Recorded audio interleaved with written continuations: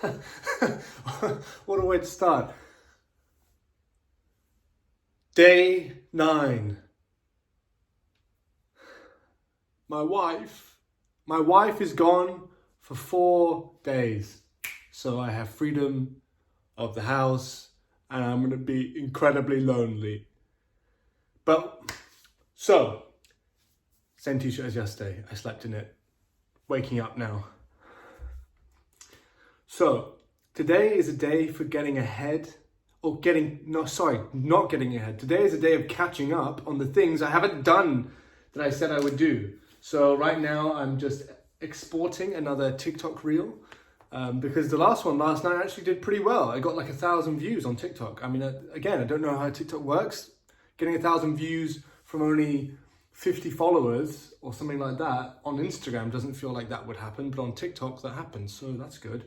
I got like maybe 10 more YouTube subscribers. I think that was from my Facebook post and from my TikTok post, so that's all cool.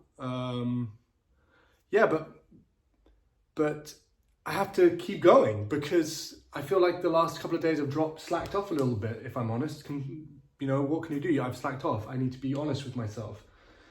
So today, doing another TikTok reel to release. I will upload another short film. I'm shooting this now, and I need to read the script that the friend from Greece sent me yesterday. I need to help out by looking at a series arc for my our family project, and then I'll go to the gym. I'll do whatever else, like normal stuff. And yeah, I've got a to-do list. Let me look at the to-do list. So on the to-do list. It's a good thing to do to-do lists, actually. Just thinking, did I make the bed well enough? Gloria, if you're watching this, I'm sorry. Maybe she's annoyed at me. Oh, I'm sorry, Gloria, for showing our bed. Maybe I shouldn't have. Okay, so this was my to-do list for yesterday / this week. And so I had a script meeting. I went and shot by the sea on the weekend. What was that? Was that on Monday? Maybe that was on Monday. Yeah. Yeah, just went and shot by the sea. It was a disaster. I messaged someone that I was supposed to message. I haven't messaged the other person. I've edited 2 TikToks. I need to edit a third, which is the more stylized one with Carmel. Still haven't finished that. I need to read the script. Yeah, okay. Got some good stuff to do. Like I said, today's catching up before setting new goals, like going and shooting something else. There was a big thing called St. Agatha in Catania this week. I think that's tomorrow. I want to try and go see if I can see some of it, but it might be dangerous apparently because I'm just a little English boy here in Catania who doesn't understand anything, and so I might get killed by the mafia because apparently it's a big thing for the mafioso to be big on their St. Agatha thing. I guess it's their day of retribution for all the crimes they've done throughout the year. Okay, let's get on with it, and I'll update throughout the day as I'm trying to be more productive and make a better video than I have the last couple of days. Guess which side is whose? The crimpled side is my side, the crimpled side is, or is it the very straight side? I think we all know the answer to that. There's a dog in my background. Well, there was a dog there. Thank God someone moved away. Am I recording? Yes. If I was still in London,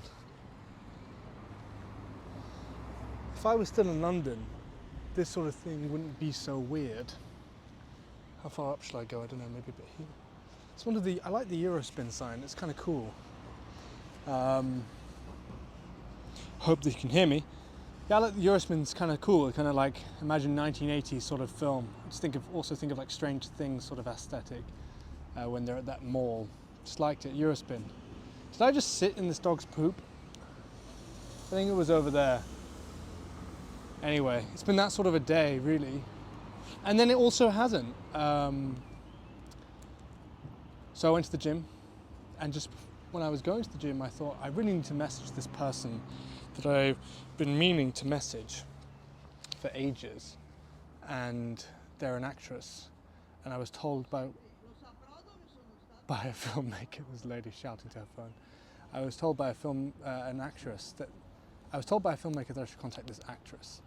And turns out she was having a baby soon, so she wasn't able to really engage properly, but she gave me so many amazing contacts. So I've just been, when I was at the gym, in between my sets, I was just contacting these people and just trying to say, hey, look, I'm a filmmaker. I'm British from England. I've moved to Sicily. I've just got married to a Sicilian.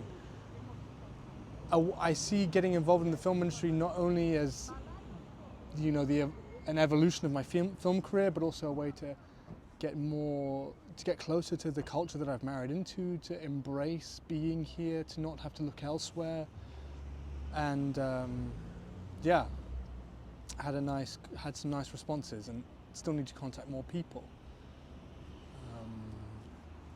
And I think something I need to remind myself is not to get too bogged down in numbers and statistics and analytics. And I've been looking when I posted this Instagram reel yesterday, I'm gonna stand up because I don't know if I'm in shot. When I posted this there's a car right behind me.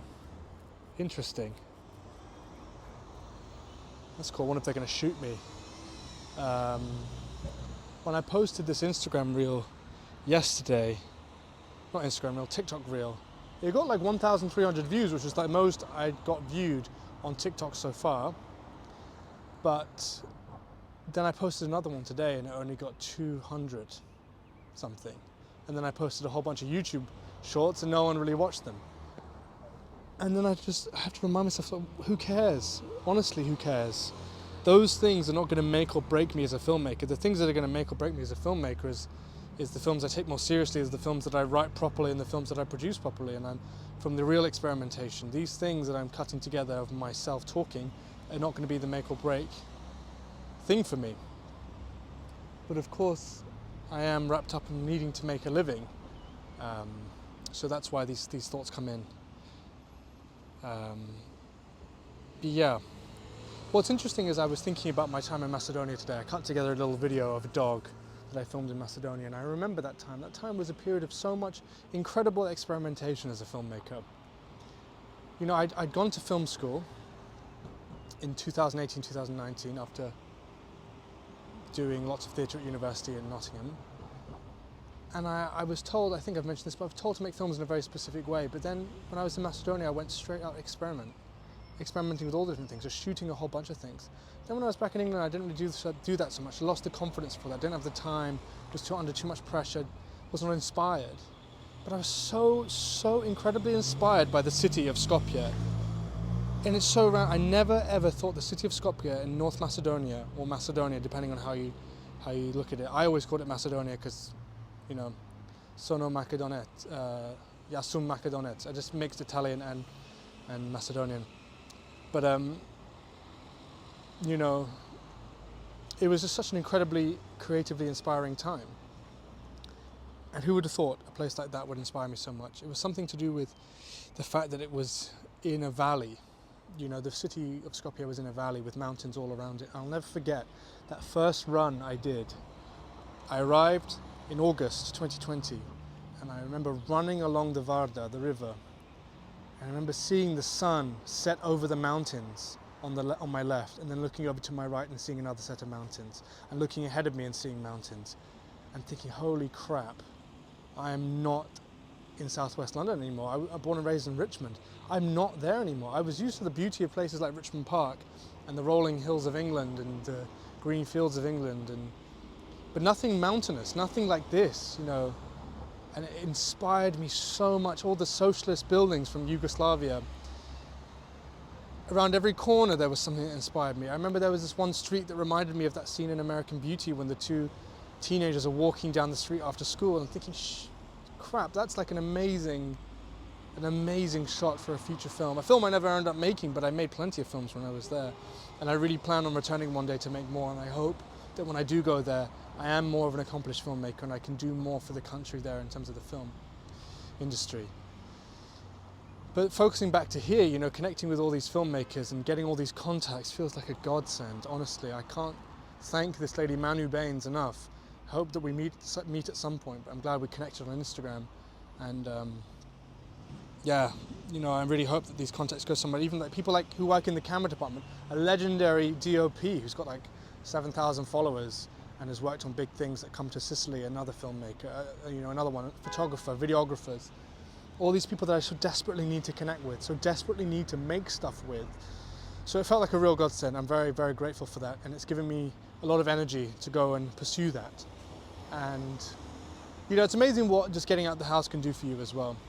Getting out the house, going to the gym, now standing on this patch of green. I come to this Eurospin all the time, and I've never stood on this green patch before, and here I am.